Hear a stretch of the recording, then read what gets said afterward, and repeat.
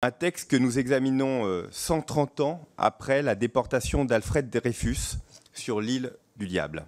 Un emprisonnement qui devait durer 5 années à la suite de son injuste condamnation pour trahison sur la base de documents falsifiés et, il faut le rappeler, de profonds préjugés antisémites.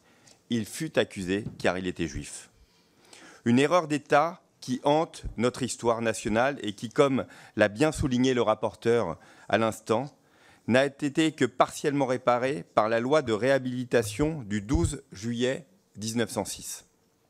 En effet, comment justifier le traitement inégalitaire subi par l'officier Alfred Dreyfus après sa réhabilitation judiciaire en ce qui concerne sa progression dans la carrière militaire?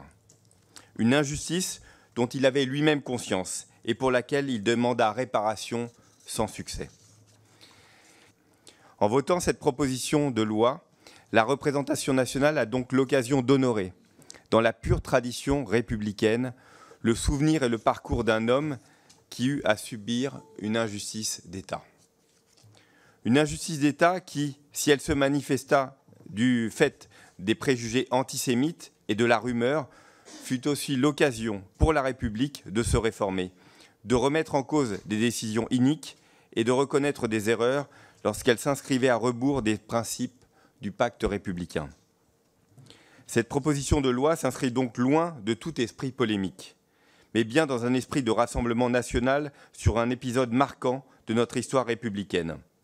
Un esprit de rassemblement qui devrait être partagé par l'ensemble des groupes parlementaires.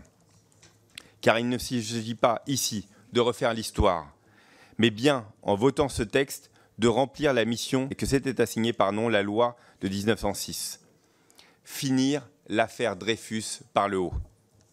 En honorant les états de service d'un officier français droit et intègre. Un homme qui n'hésita pas d'ailleurs, à 55 ans, à reprendre les armes pour défendre sa patrie lors de la Première Guerre mondiale, que ce soit lors de la bataille de Verdun ou encore durant celle du Chemin des Dames.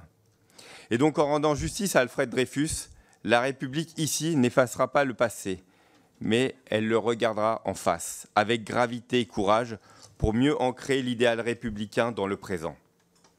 Ainsi, notre groupe Renaissance soutiendra avec force cette proposition de loi.